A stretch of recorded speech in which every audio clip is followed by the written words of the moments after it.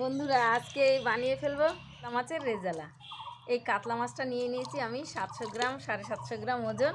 দেখো বন্ধুরা কীরকম নড়ছে, দারুণ, একদমই টাটকা। এই যে দেখো সাঁতার কাটছে মাছ, দেখেছো? খুব সুন্দর।